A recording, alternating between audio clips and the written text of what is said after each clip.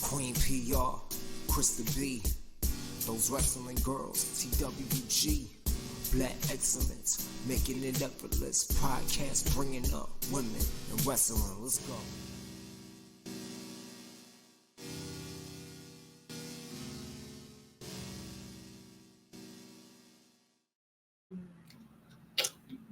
Hey.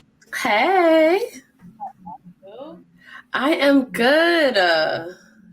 That's good. That's good. It's been a little minute. Not too long though. Not too long though. No. I feel like we're right on time. Yeah, we're keeping up our pace. Mm-hmm. What's up, everybody? It's your favorite girls, those wrestling girls. It's your girl, Krista B. And Queen P.R. And we are back with the super, super dope and super fun episode.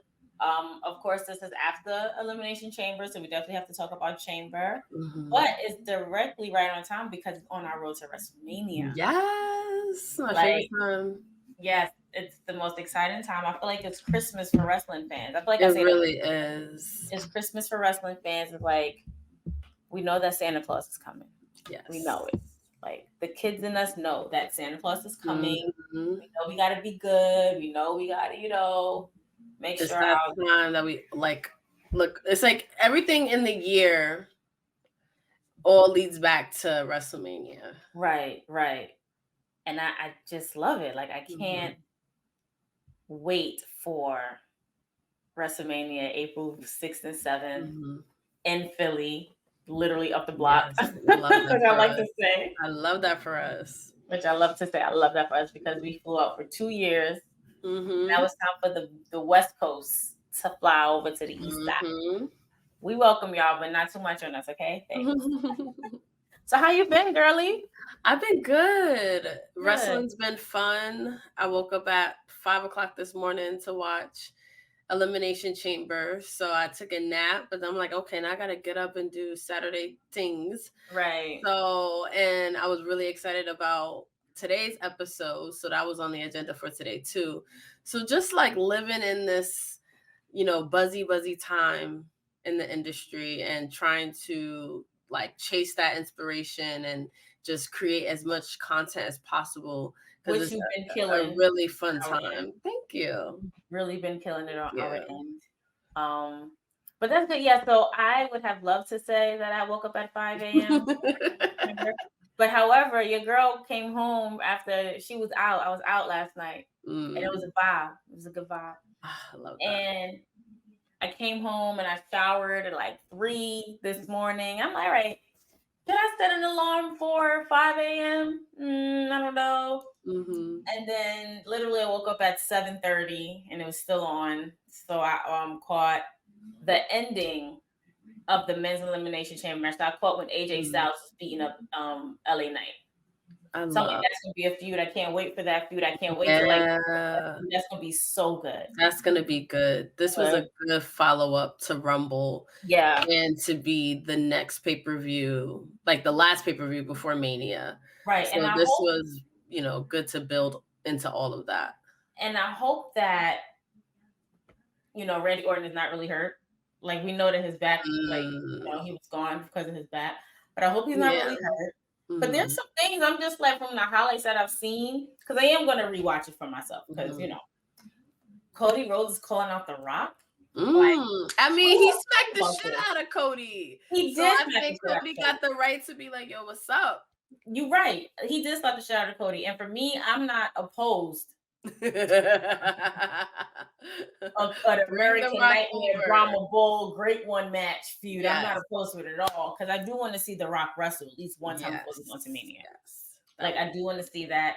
I also want to see where this. I feel like Randy Orton and Logan Paul.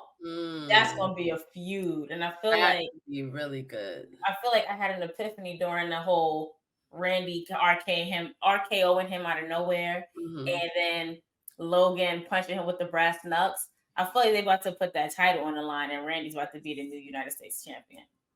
Yeah, I can definitely see that. And I love that Rhea and Nia main evented. Yes. And the show, the international shows, make the pay-per-views feel like so much bigger than they normally feel, because you're in like this big ass stadium with like these passionate fans that don't get wrestling in their part of the country very often. The last time WWE was there, I think, was Super Showdown, maybe, but I don't think there was ever in Perth. Yeah, exactly. So it's like that buzz around it made it such a better show to me. Like all the moments, even Grayson Waller and the hometown, like Nia being born there and being able to visit family, like all those little times. Indy Hartwell at the last able to perform in their hometowns made it such a special show. Like the same thing with like the Backlash of Puerto Rico. Like that show just felt like no other Backlash, because I am so mad I missed it. Like, feels. I'm mad I missed it. Like I could have been there, go meet Amelia, and like just driving to wherever it was. But it was a special show. And speaking of special shows, today's a special show because we have a very, very special guest. And like I said, we're on the road to WrestleMania, and you can't start WrestleMania without Wally Mania. Yes. So we have to bring up this very, very special guest of ours. Please welcome the one and only Emilio Sparks. Now that's how you sell tickets to Wally Mania. That's our favorite event. For a reason, okay? Thank you. Welcome, friend. How do I sound? Do I sound good to you? Is the audio pristine? It is. It's pristine. Yes. Cool. How are you feeling? Hi. Thank you for joining us, by the way. Well, thank you for the invite. I really don't go on many podcasts. So, you said, hey, you want to come on? I'm like, sign me up. Let's do it. We appreciate you. I remember when we first launched our podcast, and we launched Twitter. And I guess you caught wind of our podcast. This was in 2018. And you was like, I think the tweet was something to the effect of, oh, we have to get those wrestling girls. We have to do some type of collaboration.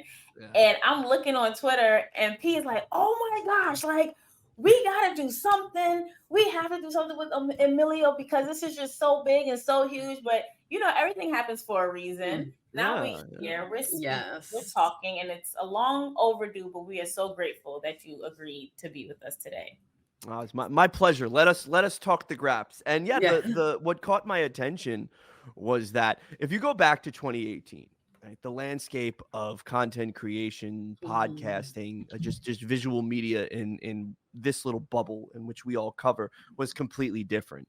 It was very white guy, neck beard, black wrestling t-shirt, talking about things that they liked and things that they hated and so on and so forth. And they would spew whatever nonsense they would spew.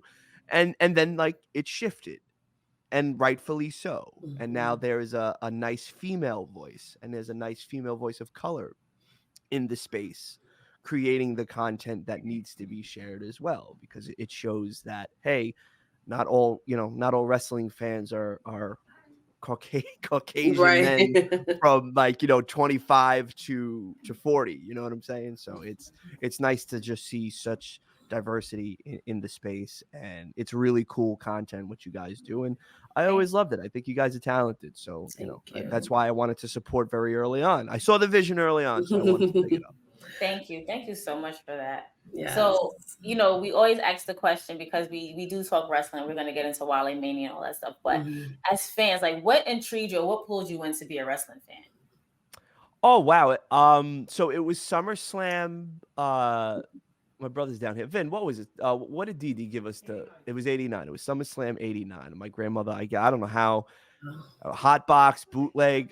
I don't know, but like my uncle taped it. My uncle's only like 9 years my senior, so he was like a big influence on what I listened to musically and what I was watching with professional wrestling. He was obsessed with Jake the Snake Roberts, so it was always the DDT, the DDT, the DDT.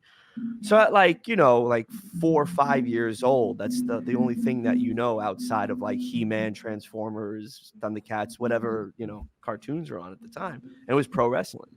And that was the tape. It was SummerSlam '89. I'll never forget it, man. It came with like a box of stuff, and it was only 2 matches. Dude, it was just like on this like tape, and I guess he taped over something and my grandmother was annoyed about, so she got rid of the tape.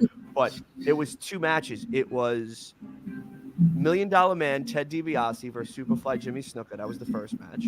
And then the second match was the main event, which was a tag team match. It was Beefcake and Hogan against Zeus and Savage.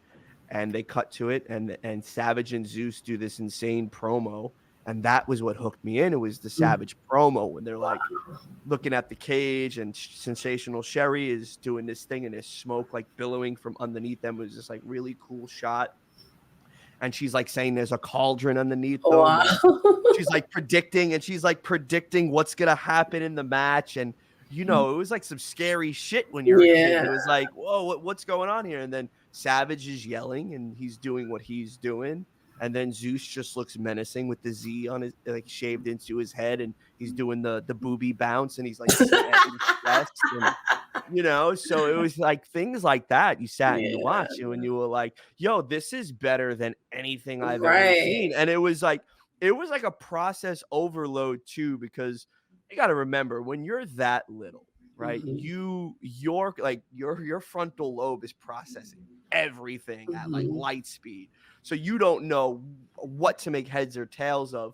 And it's just insane how it's like these loud, big men screaming, wearing sequins. And you're like, right. It's funny how like those 2 matches really encapsulated all of like the spectacle of what professional wrestling is. Like you got a little bit of everything. You even got the touch of like Hollywood blending into it with Zeus. And so just that whole, like, I can just see that making a huge impression on it. Was a different time like, too. More. Like if you even look after that, right? That was like the last era where it was during the like globalization period for WWF, when Vince really wanted to take over. And it started in '84 after Backlund loses the championship to the Iron Sheik, and the Iron Sheik transitions. And then you get Red and Yellow for the 4 years that we got. And then, you see what's happening in like by the late '80s. Then there was like that kind of lull in the early '90s, and then that boom period picks up again when WCW starts to compete, and WWE enforces the Attitude Era on December 15th, 1996 or 1997. It was one of those years. And then you see like how it changes again with like Stone Cold Steve Austin and Goldberg, and how like mainstream media really picked it up. So there was like 2 interesting Renaissance periods and 2 completely different ways of how they shot. From a company standpoint, if you just want to like analyze WWE, it was just 2 completely different ways of how they shot things. And it's incredible to watch. So if you do, tonight, go on the Google machine and go on YouTube, look up something from like the '80s, and then look up something from the '90s, then look up something from the Attitude Era, then look up something from the early 2000s, then the middle of the 2000s, and then the 2020s. And you'll just see like where it goes, where it progresses, where it halts, where it hits the ceiling, and so on and so forth. And then you'll be like, okay, this is how I want to start to conceptualize it, contextualize, and break down this thing, and really look at it as a media study more than just a fan. And that's what like has always drawn me in once I started to like really figure out and started working in professional wrestling, and wrestlers sat me down and schooled me. That's how I started to just open up and be like, okay, now that's what makes this industry so interesting and in depth. That's why I hate when people claim that they're like experts in wrestling, because I'm like, it's so deep. Like there's no way that you could be like an expert. Like there's so much that you can learn, The only way you're an expert is if you bump in professional wrestling and you sell a lot of merch and you're on TV and you win championships, and you're on the road grinding on the indies, and you're really cultivating your talent. I don't know if writers, journalists, and I use the term journalist loosely, depending on the public, depending on the outlet in which you work for. Right. Content creators, social media mavens, influencers. I don't know if we're just more observers. We're not experts. So I try not to say I know something or I don't, but I had really good teachers drop game to me, but I am in no way, shape an expert. I just go with what I like. I go with what I see, and I go with what I was taught. And you're right. We're not works to perfection. There's nobody perfect in this thing unless you're like, like you're running a company and you're expertly booking a thing and you're drawing ratings and money and whatever. But like we just observe and just watch and that's it. I don't know. Like social media disgusts me to the point where it's so bad now. I very rarely. I don't like to tweet as much as I used to. Same. Like, and I used to love being in wrestling Twitter, and now it just feels like it's so negative. I'm not gonna get dunked on by somebody that has an egg as their avatar, right? or somebody who thinks they know something, and the only way that they eclipsed a mass following is through engagement farming and shitting all over something else, in the tribalism of whatever it is on social media. So I'm just like, I'm good. I'm going to talk about something else. I'm going to just drink boatloads of kombucha and I'm going to take photos of that and I'm going to put it on social media. I love it. Right. So you need a break sometimes from that. Like it's so toxic. Really you just really need a break from so you can enjoy the products. Yeah. All right. So this past weekend, right? I watched Impact Live. Oh, TNA. I watched TNA Live. I got to start getting used to calling it TNA Wrestling again. So I watched TNA Wrestling's pay-per-view. I watched the New Japan Pro Wrestling show live. And then I got through because my eyes were bleeding at that point. I needed sleep because I was up for almost 24 hours. I watched the Elimination Chamber. I passed out during the men's match, which I was upset about, but I can always go back and watch it. But that's like 3 shows. And then if you want to count Rampage and SmackDown, now that's like 5 solid like wrestling shows in an evening, and I was keeping up on social media with the GCW show and the VXS show. So so that's 6 things now you're keeping up with because I like everything and I will watch. I'll watch 2 cockroaches wrestle if I think like one of them is going to go over. You know what I'm saying? So to sit there and to see that, you're right. It's like I need a break after a while. But like, ooh, man, I don't know. There are some that could just sit there and just have angry thumbs and angry hearts all night. And I'm like, yo, it's crazy. Like back, go outside, man. Right. Breathe air. Some air. Let the sun hit. It's so unfortunate. It's like, do you know real life exists outside of here? And at one point there was a good separation. Like you could almost keep away from that side of Twitter. But then the last couple of years, I feel like it's just all blended together. And I don't know how to escape that toxism, Well, I'll explain it to you like this, right? The best thing in the world of professional wrestling, especially in an echo chamber that is a small one, like the internet, the IWC as everybody calls it, isn't this like vast majority of people. It's actually a small minority in an echo chamber screaming at the exact same time. And whatever bounces off the wall sometimes is going to stick. So like it's the indifference that makes professional wrestling fans flock to certain accounts. It's not necessarily the hate. It's the indifference towards the product, right? So like if there's an indifference towards WWE, well then all the WWE detractors are going to go to that account. If there's indifference towards AEW, all the AEW detractors are going to go to that account. And then it goes for the indies, it goes for New Japan Pro Wrestling, it goes for TNA, so on, and so a Joshi promotion, like so on and so forth. So it's like you just got to figure out like how do you want to cultivate your algorithm, mute certain words, mute certain accounts. The block feature is the greatest tool in the world. And then you just go off and you enjoy the stuff that you like. You know what I'm saying? So and then you cover the stuff that you enjoy on your podcast with your best friend. Right. That's what you do. Right. So what's your journey into getting into wrestling podcasting, content creation, the media side of wrestling? How did you go from fan to creator? So I was at I hit a glass ceiling at work, right? I was at Sirius for XM for about 10 years. And I hit like a glass ceiling there. I didn't know what I was going to do. I didn't know the company had an idea for me or what they wanted my future to be there, and that didn't necessarily align with what I wanted. So our vibrations were off, and to a degree, I was just there at night. So I kind of felt forgotten about, and maybe that's part of my own devices for having such indifference to what they wanted me to do. But it just wasn't. It would just my heart wasn't in it, and if my heart isn't in it, and I can't speak to my heart in a way where I can give something 110%, then I can't do it.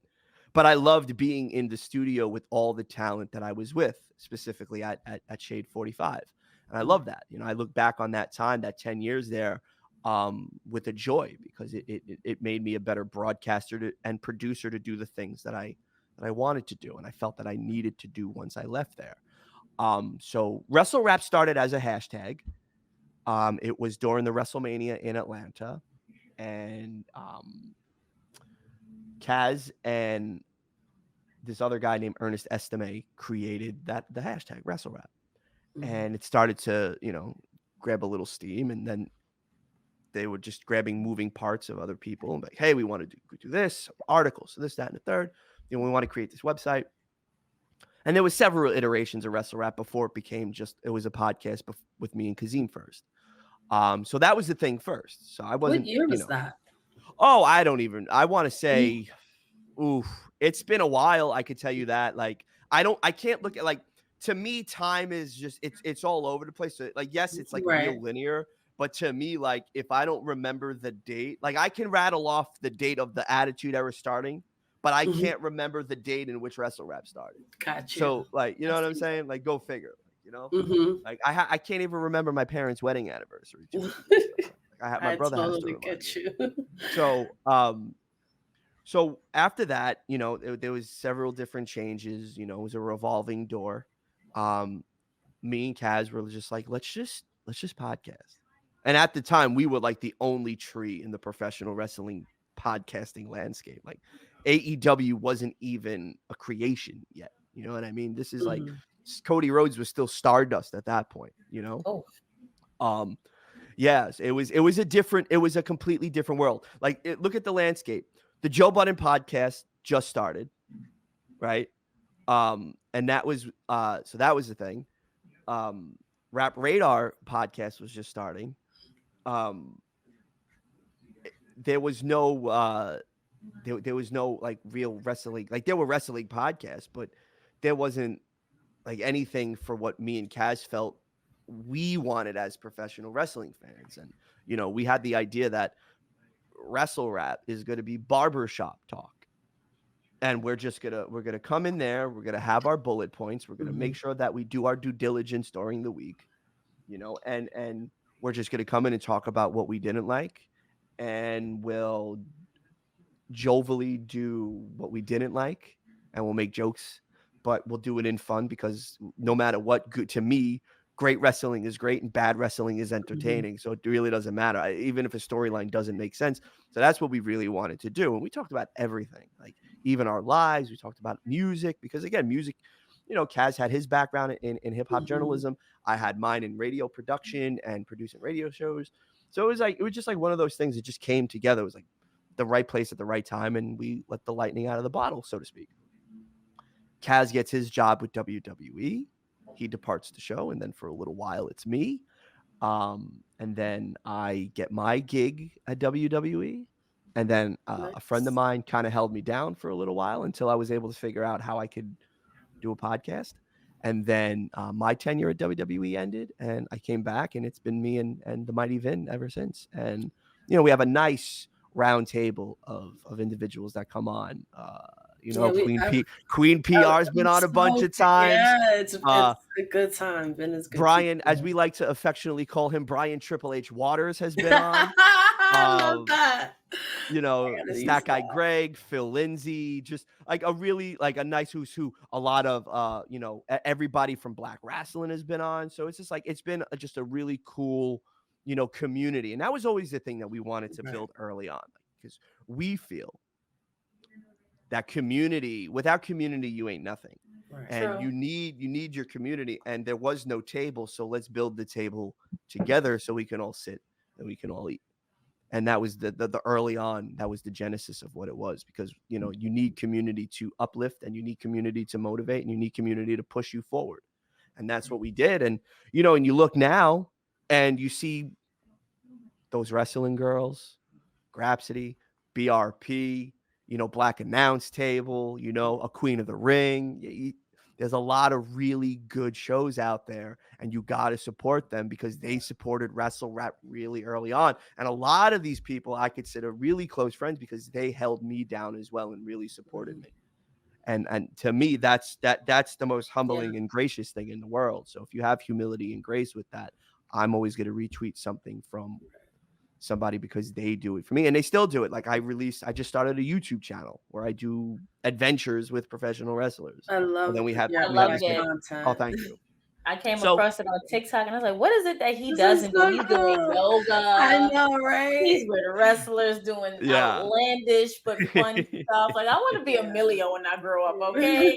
Yeah, I want to be you when I grow up. How about that one, okay? Both of you. I want to be y'all. I want to have nice decorations behind me. Like, that's what I need. You have Elvis. He's the king. Yeah, I know. I mean, how could you not? I mean, Mighty Vin gets on me and makes fun of me for being an Elvis fan, but like Elvis and Motown and Sinatra, those were the three that were in my household. So it was like when my mother was making Sunday dinner, she was making the gravy or the sauce, whatever Italian that's sitting here watching this and is like wincing or rolling their eyes. Sinatra would play, Elvis would play, and then just a myriad of Motown would play. And so it was just, I don't know, somebody gave us an Elvis bust, and I was just like, I don't know what I'm going to do with this, but it's ridiculous and kitschy. And how could you not enjoy ridiculous, kitschy things? So anytime that I'm on a podcast or I record my own, that's going to be there. And then there's an Elvis cookie jar, like right up over there. Oh, wow. Can't see. So it's just like, and it's just whatever. It's like, all right, cool. Enjoy it. Here's the nonsense that is my life. But yeah, I just became you mentioned yoga. I just became a certified yoga instructor. Nice. So. Congratulations. Yeah, nice. And we've always got such good vibes from you, the Wrestle Rap brand, like, because we were in the Twitterverse for so long because of like the pandemic, so it was like not until recently a lot of us was able to meet, and it's always Mania weekend for the most part, where you kind of have that family reunion. But what was the why did you want to do the content you're doing now with the wrestlers and stuff like that? Because what I like about it is it shows a different side of wrestlers. If it's not something you see on any other platform at this point, like where are you going to see Big E doing hot yoga, like with one of his dear friends? So what inspired that project? So for many years I took a back seat because Emilio Sparks, the on-air host, the content creator, wasn't making money, and Emilio likes to make money. So I had to really take a step back and post WWE too, right? Like, and really step up and earn a living, because I had no paycheck coming in, and we're at the height of the pandemic, right? Literally, I leave, and then a global pandemic shuts down the world. So, you're sitting there and you're thinking, oof, I got to earn a living. What am I going to do? And, you start to work with individuals that you trust, and they trust you with their visions. So their visions become your visions. And, you're responsible now for making sure that they become a success on all the things, on the Apple, on Spotify, on YouTube, on Twitter, on Instagram, and so on and so forth. So your goals and your little bucket list things, that takes a step back for a moment, because now you're working and you're really enjoying crafting these things for these other people. I loved working with, and it was two shows that saved me, because I was in a bad place. Up here, I was in a bad place. it was Talking Shop with Rocky Romero and the Good Brothers and Renee Paquette. So those 4 people I am forever grateful for. Because honestly, if it wasn't for those 4, I don't think they changed the course of my life. So I'm eternally grateful for those 4. And so with that, I'm extremely loyal. So I will run in a building if it was on fire, you know what I mean, to save these people, because that's like, I genuinely love them because they made sure that I was paid.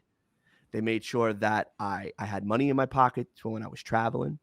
And most of all, they cared about what I had to say, and they understood that I cared about them and I cared about the programs in which they were doing.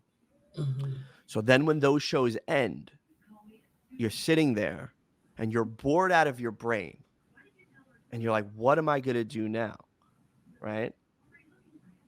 Oh, and it was Renee, it was Big E, and it was my Uno Tavia. They were like, why don't you like do your own thing now? You've been you've been a behind the scenes guy for so long, and Renee would say it, you're extremely funny, you're extremely charming. When you come on and guest host with me on the sessions, why don't you do your own thing, but figure out what's unique to you? And during the pandemic, I had the idea. I'm in the shower, I'm washing my hair because it's like long and down to here. So I'm like washing my hair, and I'm thinking, like, what do I want to do? And I was like, what's not been done? Journaling, breath work, personal inquiry work, yoga. Just, what about doing an activity that the professional wrestler is into? What is their hobby? How can that relax them to do the activity with me? And then we tell an interview with substance and depth, because that's what I'm into. I'm into the heart and tone of telling a story that has substance and depth. And I would like to think that anything that I've ever produced and the people that I've ever worked with, I helped convey that message of substance with depth and heart and tone. Because if you don't have heart and tone with whatever you do, even this conversation, if you don't have heart and tone with what you do, people are going to know you're just phony and you're in it for the clicks and the notoriety. Right. And you a halfway crook. Yeah. So to me, I always wanted to come off as authentic and natural and organic as possible. So what better way to do that than to do it this way? But I was also on my own personal my own personal journey of self-discovery and healing. So I needed to know that I needed to be more vulnerable, and I needed to soften my edges more, and I needed to show my breakdowns, which led to my breakthroughs. So that way this performer who's so guarded or in kayfabe understands that I'm not coming here just as a host, and you're not going to work the camera just being, your gimmick. Right. And what better way to do it than I had a short list of people. And my short list of people consisted of to do yoga with Big E, because who better than, hours of conversation about self-growth and journey and personal inquiry work than with a tour. And Effie. I'm dropping my Effie one within the next couple of days. I'm going to drop this interview with Effie. And we did yoga, and we talked about slowing down and taking care of you and listening and sitting in the stillness and silence and listening to what you need and what you want after you do so much for so many. Right. And the video that I did with E, we talked about imposter syndrome, and we talked about vulnerability, and you are worthy enough, you are good enough. And then you get to see us do the yoga and sweat. You know what I mean? So it's like part of that. And I always knew to do that. It was always something that I wanted to do. But again, like you said before, when we first started the show, right? When it's supposed to be, it'll be. And when it's supposed to happen, it'll happen. If I didn't do the work with Gallows and Anderson and Rocky and Renee, which led me to work with Peter Rosenberg at Cypher Sounds, which led me to work with DJ Khaled, which led me to work with this other guy named Michael Chernow, which led me to what I'm doing now with Vice and Dark Side of the Ring, I would not have been able to do the thing in which I'm doing now. Right. And that was the thing. And I needed to step up, and iron sharpens iron, and everybody that I worked with, everybody made me a better editor, better videographer, better cinematographer, better social media expert, better social media manager, whatever the case may be, whatever title we want to throw around. And it made me a better person. And I could sit here today and I could tell you the work that I do on my YouTube channel. And I know I'm not looking for hundreds of thousands of views. I'm not like looking to be like Mr. Beast on YouTube. You know what I mean? I'm looking for like creating my niche and creating my bubble and having my people that follow me and I follow them. We create this voice. And if you like what I do, you're going to hit subscribe on my YouTube channel, and you're going to watch what I do, and you're going to listen to the podcast, because that's what it's about. And you know, I don't have any delusions of grandeur of getting a gold YouTube plaque on my own. You know what I mean? But I think it's more like the quality of the content that you're putting out, because as you're describing it, it really, everyone can get a lot from it. Like everyone benefits from watching that type of content, like seeing someone go through that personal journey and doing that type of work on top of the yoga aspect. Because I think that's something like that wellness part of life. Everyone is like very aspirational. So seeing somebody like Big E, you know, and that he's someone that is really good with talking about that kind of stuff. But like just seeing other wrestlers, like you're doing just with what's his name? Oh, I did Brazilian jiu-jitsu and carrying across. So just seeing that is so cool, you know. So that was a fear of mine, right? When I was a kid, I broke my arm in martial arts, and I had to get steel rods in my arm. So from 12 to about 33, I did not do anything physical outside of lifting weights. So I didn't want to be touched. I was like, I'm good. I'm good. I'm just going to go lift weights, and I'm going to go look like Brad Pitt from Fight Club. That's what I wanted to do, and that's what I did. Good movie. Great movie. But I was just like, oh, he's shredded. That's how I want to do. And for the next 2 summers, I want to walk around shirtless on the beach. That's what I'm going to do. And that's what I did. So I was like, lifting weights is cool. I'll do that. It's safe. I won't get touched. Great. But then I had this weird calling to do something else, right? And it was like literally driving me to push myself past my fears. Again, this is when I got into my late 30s, and like, you know, stuff starts knocking that you have like hidden in the basement. And now like the stuff has to come out, because if it don't come out, you're going to get a stroke or you're going to get cancer, because you're holding in everything and you're repressing it, and it's not good for you. And how you are internally messes you up externally.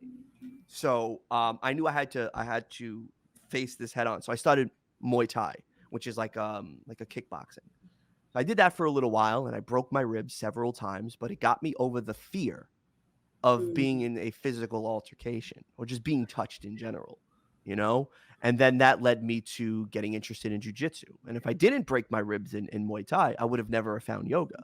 So again, like the journey of healing started when you had to take the leap, because there's 2 types of fears. There's rational fear and the irrational fear.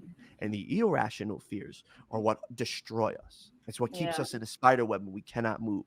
And we're paralyzed and we're anesthetized to just breaking forward and just moving the goalpost. And the guy that I was 5 years ago is not the guy that I am now. And the guy that I am now, hopefully with the help of God, I'm not going to be in 5 years. So it's just like always, you got to continue the momentum. So for me to do things like that, like jiu-jitsu and carrying cross, one, I knew I was safe, because the jiu-jitsu school that I researched and found, absolute pros, great martial artists, humble dudes. Really, when you think about what like martial arts is and self-discipline is, that was them. And then he's a purple belt. Guy's going to be a brown belt. He teaches jiu-jitsu on Monday nights at his school in Orlando that he works out of.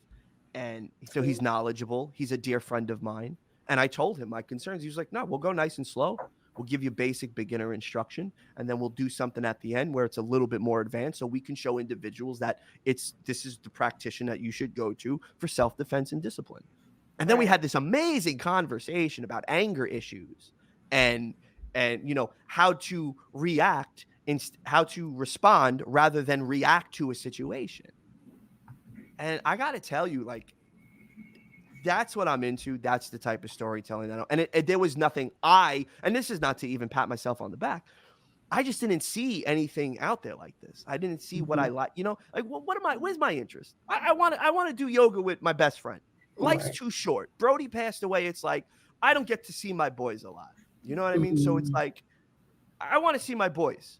So I'm going to do yoga with E. I'm going to do yoga with Effie. I'm going to roll around and carrying crosses, going to teach me how to break somebody's arm. I'm going to learn how to do it. I'm going to take the photos. I'm going to post the photos. I'm going to do the videos, and I'm going to share these moments with the people that I love to the world. And if the world catches on to it, cool. If not, hey, I got them for me.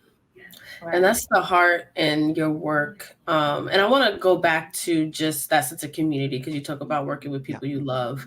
And that's something that me and Krista B talk about all the time on our platform, because if it wasn't for the Black wrestling community that we found, especially being, based here in New York, the Jobberteers of the world, and then going on social media, meeting Black Wrestling, Black Announce Table, all of the amazing content creators that you mentioned.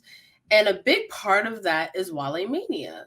Because it's that event where all the promotions can get together. You can be a wrestling fan, a wrestler, a referee, a photographer, a rapper. You can be who you are at Wale Mania. It is the perfect party to kick off that weekend. Like, Dallas was the first Mania that we traveled for after the pandemic, and the only thing I had going into Dallas was a Wale Mania ticket. I was like, I don't know if I'm going to WrestleMania.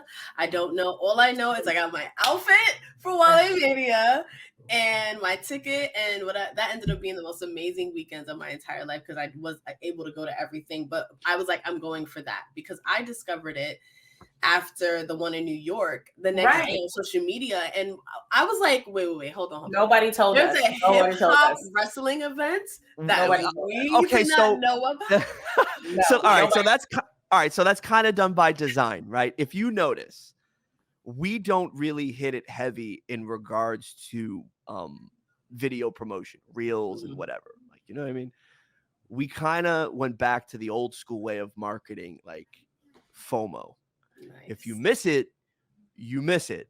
And you got to be in the know and pay attention and keep your ear to the street, because once you hear about it, you're in and you're going to want to go.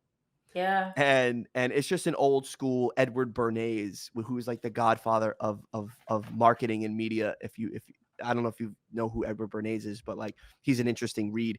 He was the guy that kind of like put bacon and eggs together and the whole thing of like American Breakfast and like just marketing in general, like all the stuff that we see now. It's a derivative of Edward Bernays, who I think was either the grandson or the nephew of Sigmund Freud.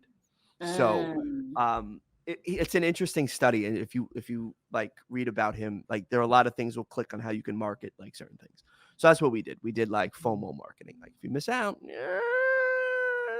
you're asked out, but don't worry about it, because we're going to come again next year. And the New York show was pretty much the tipping point for us. Like, we did before that, we did a few of them, and they were cool. They were different. They were just more like, we're going to go to a bar, we're going to hang out, tell some jokes, everybody just cool, eat, whatever. If you drink, you drink, you smoke, whatever. Then New York, we got the idea, well, we're going to do Sony Music Hall and we're going to do a concert, because we did the one in New Orleans that kind of like matriculated it to like the concert. We did the one in where was it? God, it was Florida. It was Tampa the first time, not before the pandemic. It was like way before the pandemic. We did it then, and that was like, we did it at a small little nightclub, so like the venues were getting bigger. And then the New York show, which was the tipping point for us, because we knew we had something at this point. We knew what we had. We just needed to figure out, how do we now shape it, because it's a mound of clay and we have it. Now, how do we make it the Wale sculpture? You know what I mean? Now we're shaping the details of it. So what you get by Dallas was what we called the home game, was the away game, because it was Dallas, and we didn't know, like, yeah, we sold a good amount of tickets. Yeah, we had some cool people that were going to come out there. But, again, we're confident, but also too, like, we know something could happen or another event could pop up. You don't know. So like, we did that, and Dallas was insane. Bananas. It was. Then we do next year in Los Angeles, that was the home game. That was the home game because, you know, Wale is based out in Los Angeles now. And that was the one, that bigger venue, bigger stage show, DJ Who Kid, DJ Money, DJing, you know, TJ Banks. So we had these like really dope DJs. Mm-hmm. And then we had these different guests come out. And we always have our guest of honors, Booker T, MVP, Naomi, you know, like just people that we enjoy, that we want to celebrate and give our flowers to. So it was like, it just started to grow and grow and grow. And then like people just started pulling up. You didn't even know we're wrestling fans, right? Like actors, guys like Vinnie Curry from the former New York Jet and Super Bowl champion from the Philadelphia Eagles. He pulls up. You know what I mean? Like young Chris from Chris and Neef, you know, from the young the young guns. Yeah, the young guns, you know. Yes. And so you know, he would come through. You know, this was like West Side Gun, but West Side Gun's family, you know, Smoke Dizza again, but family. But like now Poison Pen, you know, all these cats are coming through that, you know, like, hey, oh, Wale's a wrestling fan. Oh, I gotta come through now. Right. You know, so it was great. And Wale had this incredible vision. And again, it's all about trusting your vision with other people. Yeah. And he trusted Kazim and myself to really cultivate this vision for him. And he allows us, and if he doesn't like something, he'll say it. And if he loves something, he'll say, we'll go with it. And then if there's something that he wants, a man's got a ton of contacts, he picks up his phone and makes it happen. He's incredible. So, and he's a good soul. And he's real. People think like, is he really about this wrestling? Oh, he's really about the wrestling. He watches everything. Wow. Everything. And and that's that.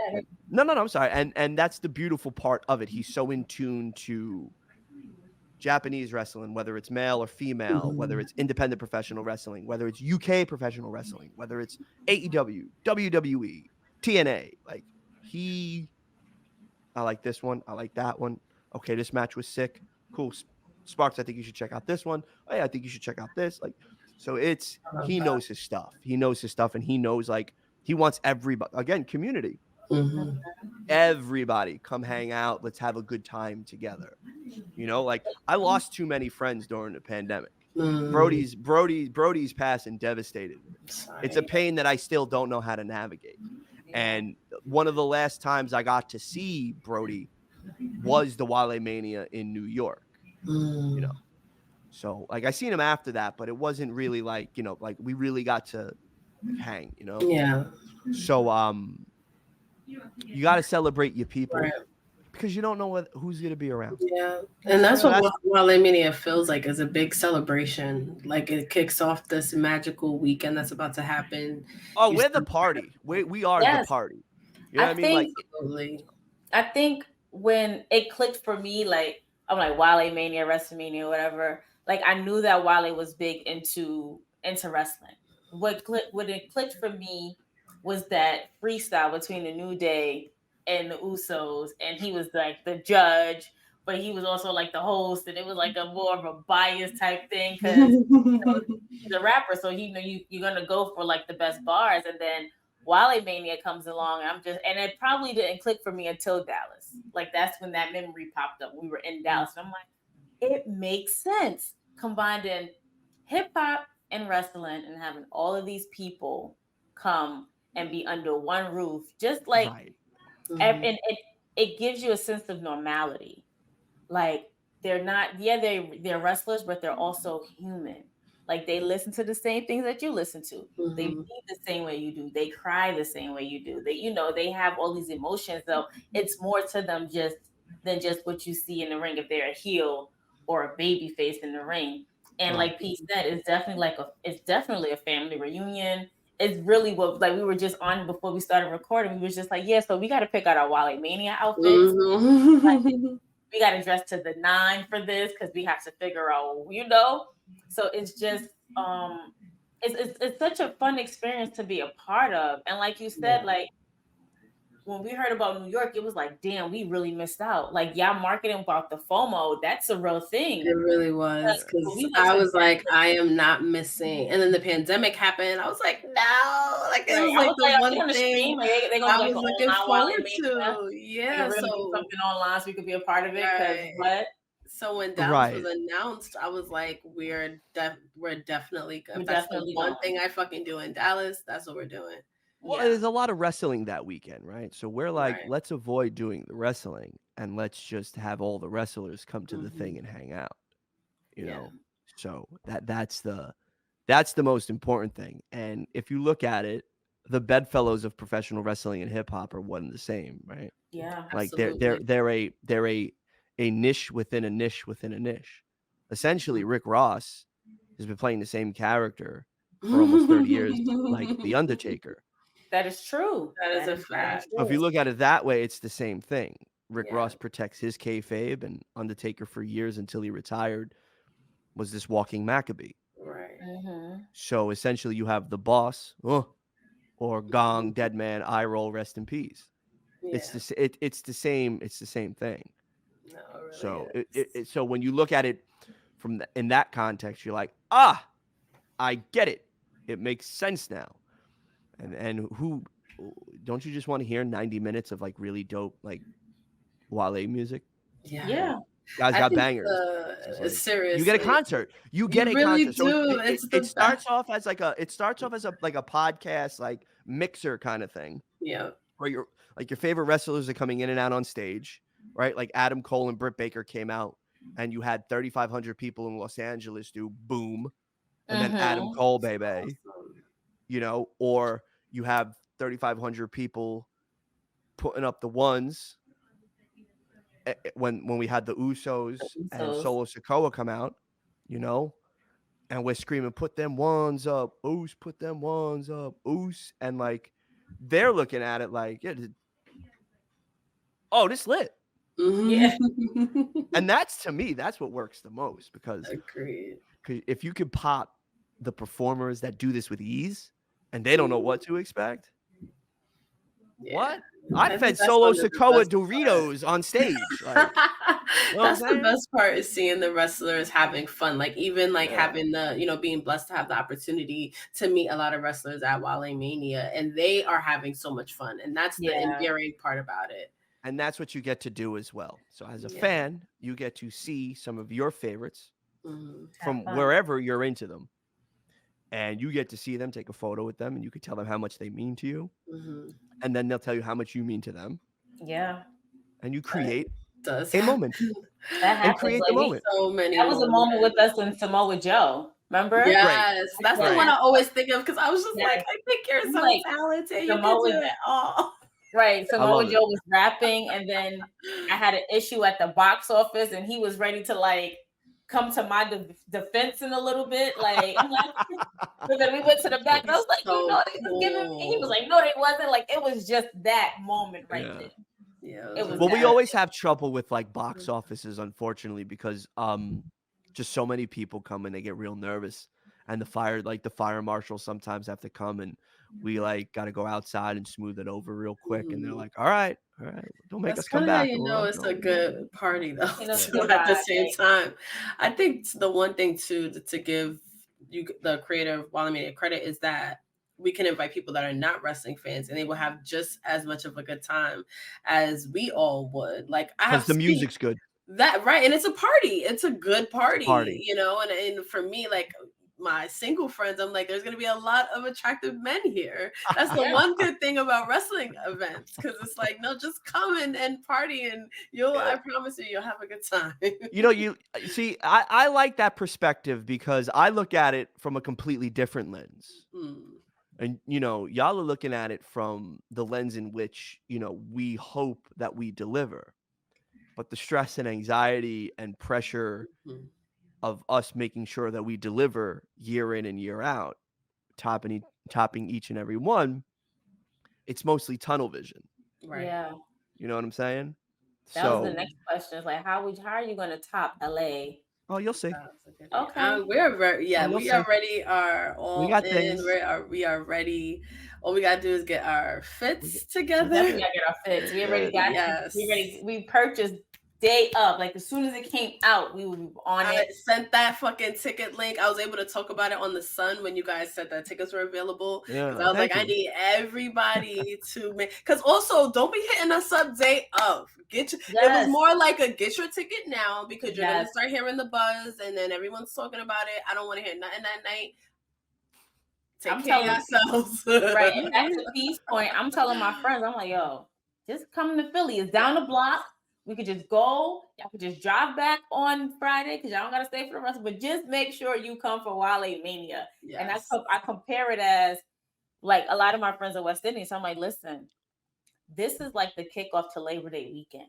Yes. That's such a good point. That first you have to be in the building for Wale Mania. Like I don't even think P and I be posting on Instagram that night. Like it just be so much usually fun. The day after because we're just so in the moment because it's the kick. It's the huge thing. I'm gonna start sharing some photos in the next coming weeks of some past Wale Manias. I'm gonna put them on my Instagram and my Twitter because you know they need to be shown and they need to be documented. It's a good time. And we got some stuff in store. I'll just say that. We are very excited. So speaking of stuff in store, which we know about because you guys announced it, this year Shelton Benjamin is one of your honorees. He's the man of honor this year. The man of honor this year. And I couldn't be more excited because one, he's worked so hard.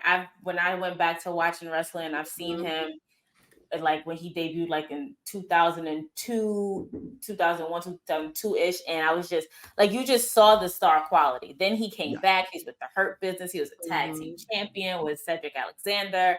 And then you hear the news of him no longer with the WWE. And I feel like that was like literally our community took a hard hit. And then we get the announcement that he's your man, the man of honor of the night. And it's just like, okay, we got one up. We got one up. Was it a hard decision to put him in there this year opposed to last year? No, we knew so last year we knew that we wanted to put Trinity Fatu in. It's a discussion that we it's rather easy. You know, we'll talk about who do we think and whatever, and we have a list, and we just like, okay, this XYZ, we'll do this, we'll do that, and then it was just like, how about Shelton this year? And we were all like, yep, that was it. That was the discussion. That was it. How about Trinity? Yep. Conversations like that. And how about honor the people that deserve you know what I mean? Or and the timing is always spot on because I think that we needed to honor Trinity and at that point in time. The same with Big E. I think you guys surprised him. I don't know if he was just like a special. That was a special thing that we all wanted to do, and Andreas Hale ran point with that one. You know what I mean? So we that was coming off his injury.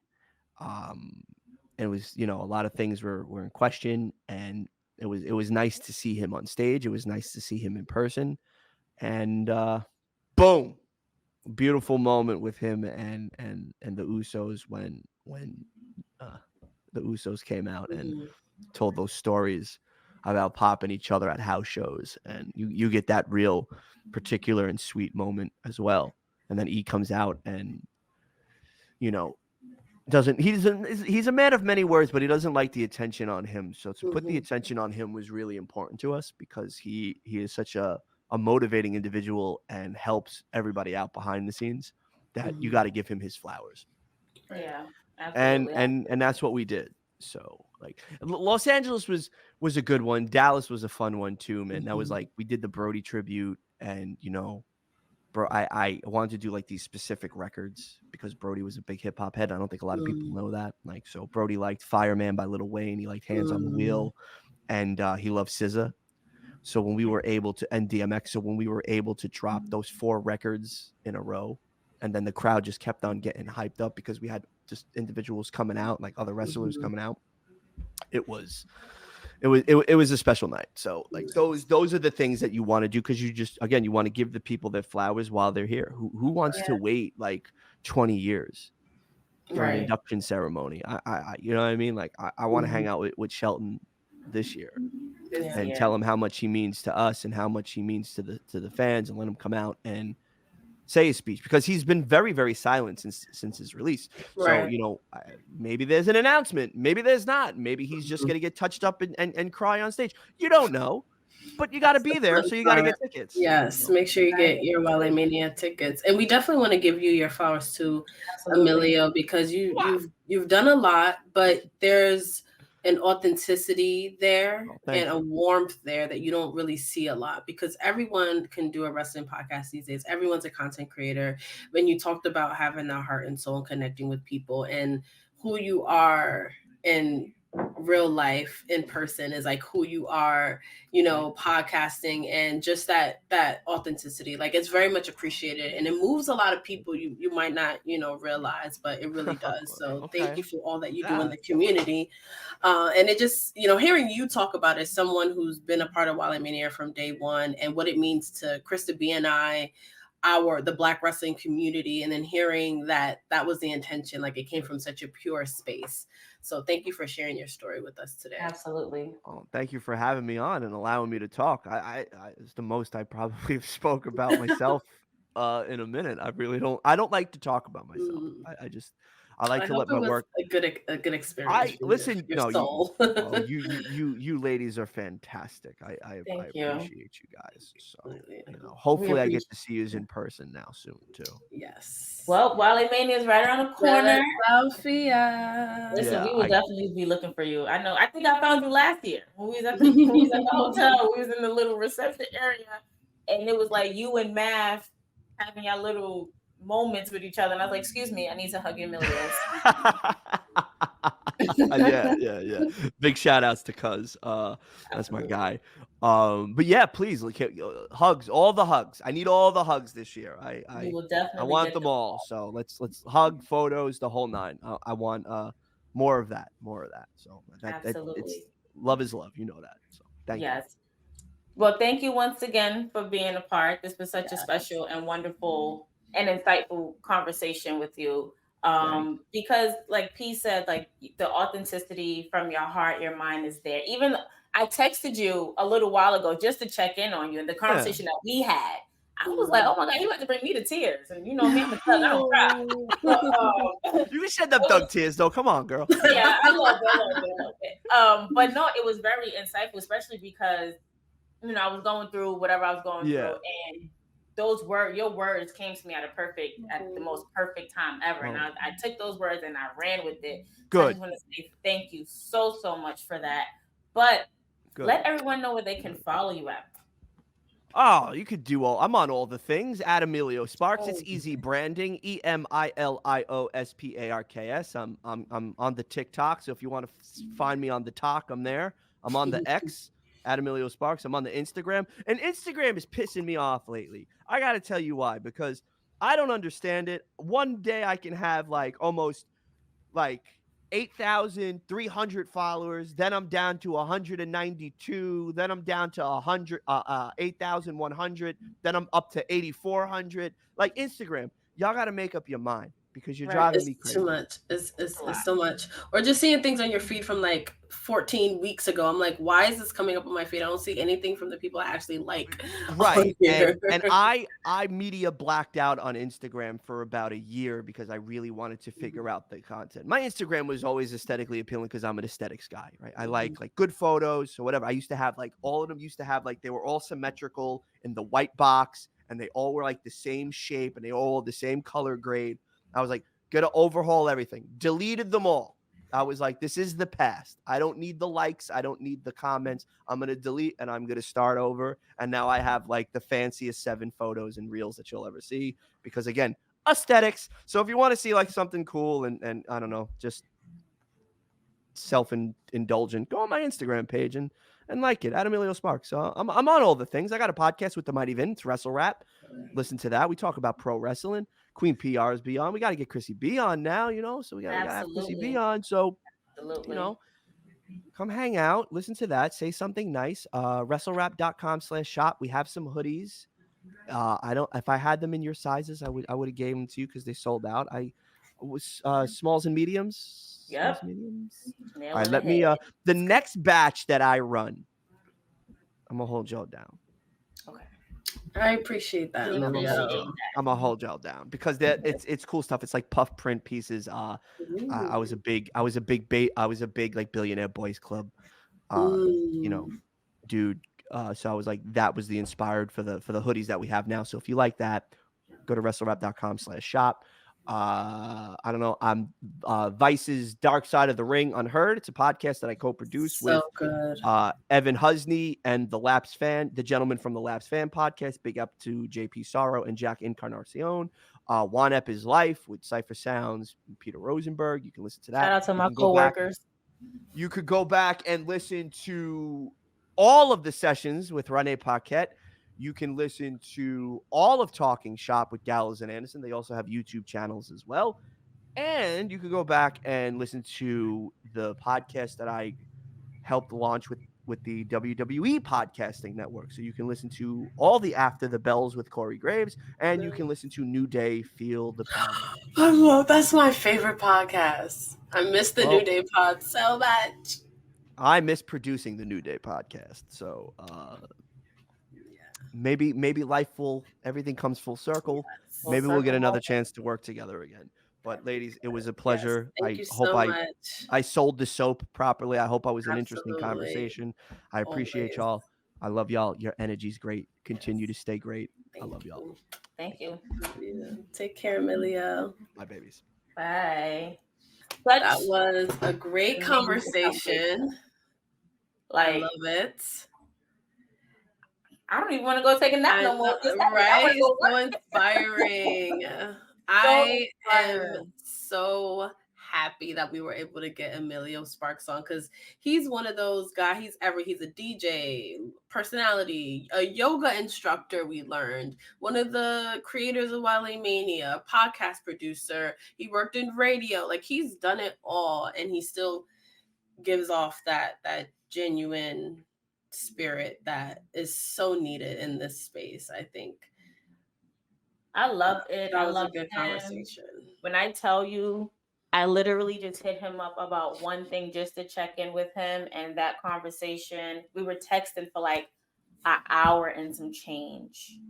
And when you come across people like that in this world, because we all know that wrestling media and wrestling world can be so toxic, so negative, so dark. And when you come across somebody who's been able to rediscover themselves, reinvent themselves, and just pour that pure love and authenticity out, you keep them close. Whether it's a text, whether you're sharing their product, whether it's you're supporting their podcast, whether I hope he's doing some.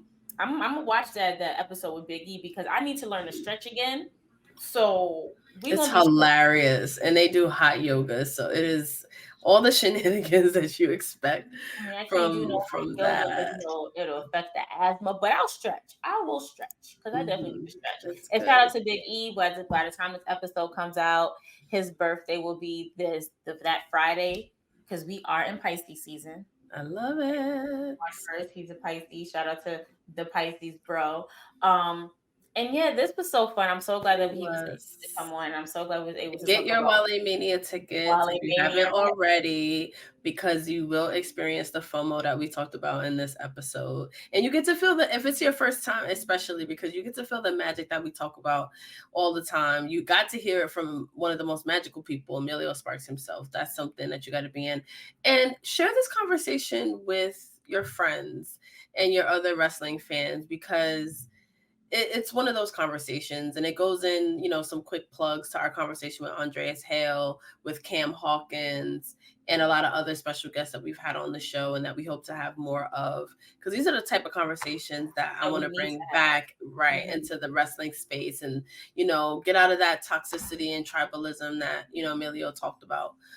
So I want to continue to have these really inspired conversations with some of the biggest personalities in wrestling media. Absolutely. So stay tuned, because as I said in our previous conversation, and I'm so glad I'm not a liar, that we want to have some big names on here this time, this year around.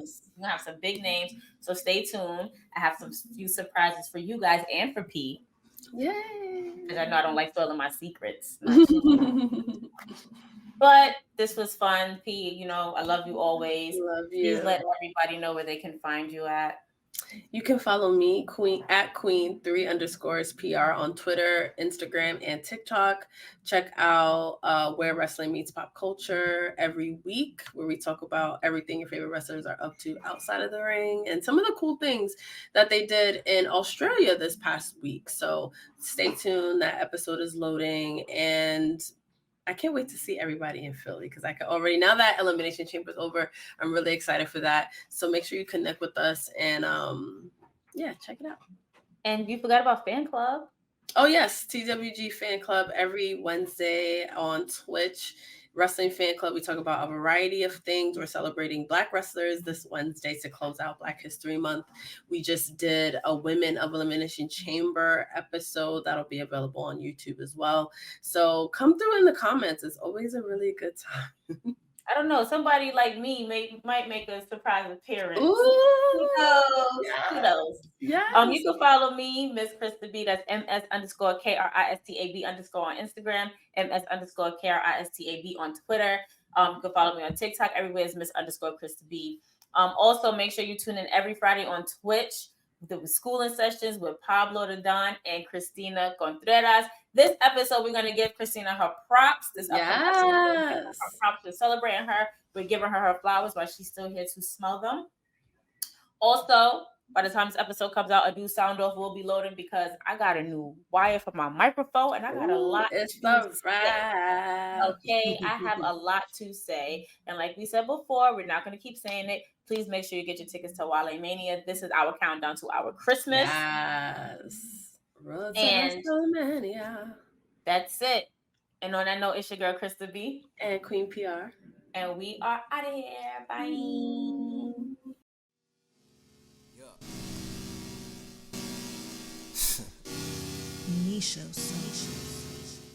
Queen P.R, Krista B, those wrestling girls, TWG, Black excellence, making it effortless. Podcast bringing up women in wrestling. Let's go.